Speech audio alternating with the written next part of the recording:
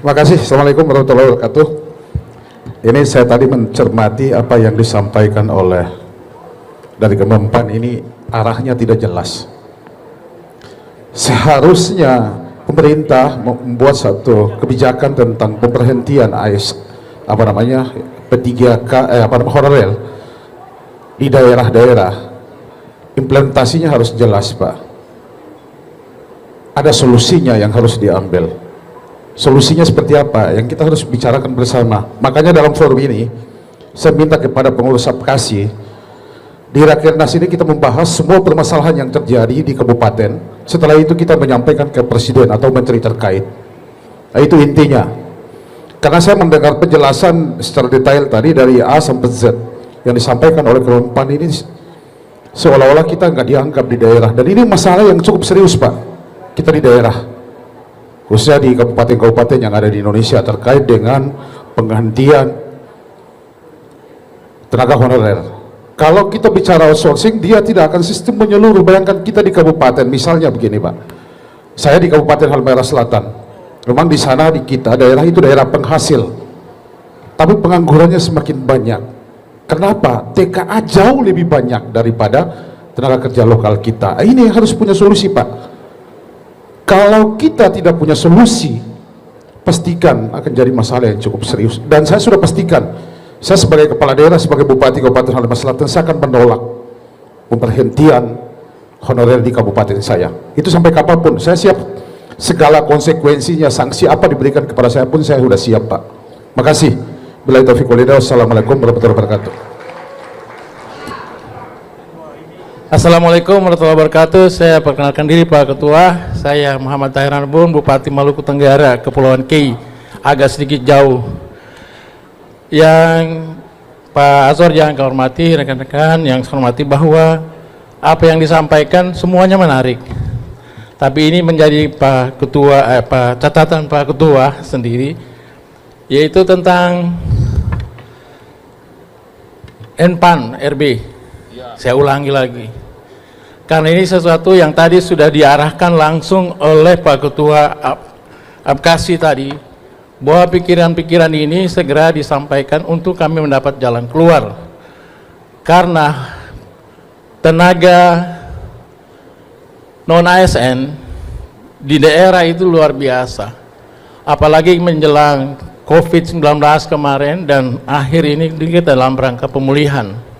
Maka kami sangat setuju dengan apa yang disampaikan oleh Pak Ketua tadi, bahwa ini dipikirkan untuk ditunda, jangan sekarang. Kalau sekarang maka dampaknya sangat luar biasa kepada kami sebagai kepala daerah. Untuk itu izin Pak Ketua, saya sudah menyiapkan untuk press release ini kurang lebih 4 lembar yang saya harus sampaikan ke media. Tetapi tidak akan saya sampaikan saja pada Pak Ketua untuk menjadi bahan pikiran supaya kita mencari jalan keluarnya. Karena ini sangat berat. Sangat berat. Jadi hanya dengan Pak Ketua saya serahkan ini untuk Pak Ketua nanti menyampaikan atau langsung kepada Menpan RB untuk dicari jalan keluarnya. Yang sekarang kita tidak siap untuk melakukan ini. Terima kasih. Wassalamualaikum warahmatullahi wabarakatuh. Waalaikumsalam warahmatullahi wabarakatuh. Terima kasih Pak Bupati Tahirago. Pertanyaan saya langsung saja. Selama ini mohon maaf, dari pemerintah pusat selalu melempar bola panas kepada daerah. Ya sekali lagi bola panas. Tepuk tangan dulu tuh. Contoh misalnya aja SKTM, terus kemudian sekarang honorer dan seterusnya.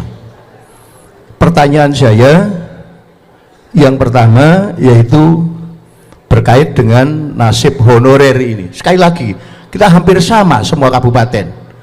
Kita dilempari bola panas, padahal kita semua ini kan politisi, politikus yang selalu dilempar dengan bola panas dan suruh mengatasi sendiri. Nah, maka dari itu Menpan RB, mohon izin Pak Alex, kita pernah ketemu di Betun, mohon ditunda dulu. Berilah skema-skema yang sesuai dengan aspirasi daerah. Banyak daerah-daerah kabupaten itu justru honorernya lebih banyak dibandingkan ASN. Betul betul betul, semua sama. Maka dari itu perlu ditinjau ulang. termasuk nanti ketua APKASI, mungkin kita juga perlu roadshow ke DPR pembuat undang-undang sehingga nanti match ya. Maka dari itu Pak, mohon izin tambang ini juga mohon para pengambil kebijakan di pusat turun di daerah biar tahu persis apa yang terjadi di daerah sehingga nanti diskusinya nyambung. Karena tidak, akhirnya apa? Kembali lagi termasuk tadi yang saya katakan SKTM tahu-tahu dipotong, yang di daerah tidak diberikan solusi, tidak diberikan alternatif, termasuk kembali lagi honorer. Seharusnya ada skema-skema yang juga menjadi solusi di daerah, sehingga jangan sampai sekarang ini kepala daerah hampir semuanya dibully. Dengan bupati yang baru SKTM tidak berlaku, orang miskin tidak boleh sakit. Yang kedua ini yang akan datangi jadi viral, honorer nanti akan dihapus, bupati baru honorer tidak berlaku dan seterusnya. Padahal ini kebijakan dari atas, mohon dipahami kami semua dari kepala daerah. Sementara itu yang bisa kami sampaikan, terima kasih. Ihdinas siratal mustaqim. Wassalamualaikum warahmatullahi wabarakatuh. Merdeka! Matur nuwun Pak Marhen, luar biasa semangatnya. Monggo Pak. Assalamualaikum warahmatullahi wabarakatuh. Waalaikumsalam. Jalaluddin Salampesi dari Buruh Provinsi Maluku. Berbagai hal yang kemudian menjadi konsen kami terkait dengan disparitas SDM. Jadi artinya apa yang disampaikan dan menjadi edukasi untuk kami itu semuanya betul. Tetapi bagaimana menerapkan itu, sementara misalnya kami berbeda dengan Jawa Barat itu katakan 20 tahun atau 30 tahun. SDM kesehatan, SDM pendidikan, dan semuanya. Kemudian kita didorong untuk memanfaatkan kondisi kelokalan kita, masuk pada satu sistem yang kemudian harus didrive bersama. Ini sebuah situasi negara yang harusnya dipikirkan. Tetapi teman-teman di pusat bagaimana mengintroduce itu dengan kondisi kelokalan kita. Ini yang kadang-kadang tidak mix. Jadi kebijakan begitu baik, ya, tetapi ketika berdiskusi untuk masuk pada implementasi, sesuatu yang kemudian jauh panggang daripada api. Ini problem sebenarnya. Jadi persoalan-persoalan umum yang kemudian harusnya menjadi perhatian kita dalam forum-forum untuk rekomendasi seperti ini, bagaimana merujuk pada dinamika kelokalan yang akhirnya harus menjadi kebijakan pusat. Bukan merujuk dari persoalan-persoalan yang kemudian harus digeneralisir, tetapi melupakan kondisi kelokalan. Tadi sangat luar biasa Kang Emil menginformasikan kepada kita terkait dengan dinamika pemanfaatan IT di Jawa Barat. Tapi bagaimana kita berbicara tentang kami di Maluku, Halmahera Selatan, Kepulauan Kei, Nusa Tenggara dan lain-lain sebagainya. Karena tadi disparitas SDM kita, tenaga kesehatan kita, tenaga guru kita, kemudian isu-isu yang kemudian berkembang terus-menerus, yang menjadi problem yang tidak terpecahkan di kelokalan. Jadi ini memang situasi yang betul-betul dari forum-forum seperti ini harus dipikirkan. Regulasi yang memberikan dukungan terhadap kesamaan-kesamaan yang bermuara pada bergerak bersama untuk NKRI. Bukan kemudian kementerian atau lembaga menerapkan kebijakan-kebijakan yang melupakan dinamika kita, kebutuhan kita, dan kondisi real kita. Pertumbuhan ekonomi kita berbeda, kemampuan sumber daya alam mendrive satu situasi kita berbeda, korupsi kita, dan dinamika-dinamika lain yang kemudian menjadi kebersamaan untuk kita bergerak bersama. Tapi inilah yang kemudian harus menjadi konsen dan rekomendasi dalam forum-forum yang luar biasa seperti ini.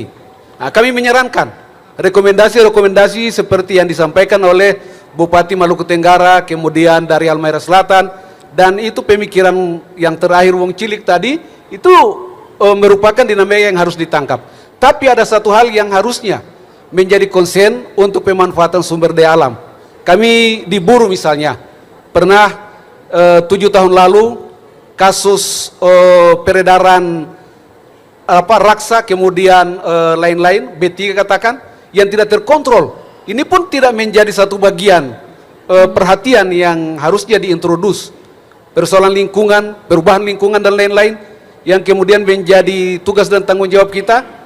Jadi banyak dinamika yang harusnya kami sarankan ke depan kita bagi dalam forum-forum dan tema-tema yang lebih spesifik, sehingga keputusan-keputusan kita akan memberikan dukungan untuk kebijakan yang lebih luas dan mengarah pada kebutuhan kita menyeluruh ya, sehingga kondisi kita juga menjadi perhatian. Mungkin itu masukan kami. Terima kasih.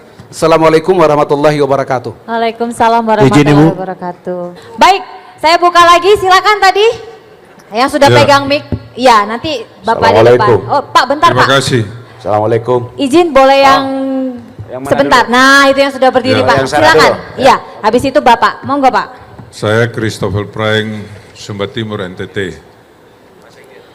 Pertama, apa yang telah disampaikan oleh teman-teman Bupati sebelumnya, saya pikir itu menjadi pikiran-pikiran kita semua. Tapi izinkanlah saya juga untuk menyampaikan bahwa kalau sekiranya kebijakan ini dilaksanakan, pasti terjadi keguncangan relasi sosial terganggu. Pertama.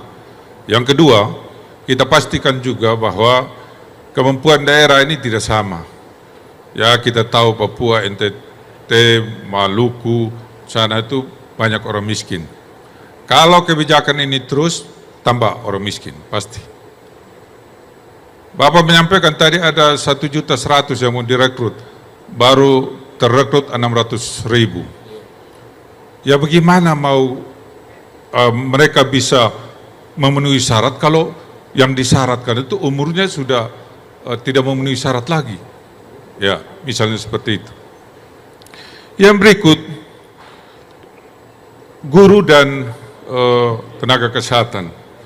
Saya juga memastikan bahwa kalau sekiranya diberlakukan ini, ya saya sudah bisa pastikan daerah-daerah tertentu di mana guru dan tenaga kesehatan itu yang banyak, pasti sangat terganggu. Kalau tidak saya katakan kolaps. Tetapi yang saya maksudkan hari ini, kalau kebijakan itu tidak ada pilihan lain dari pemerintah pusat, maka harus dipikirkan kompensasi bagi tenaga honorer yang ada.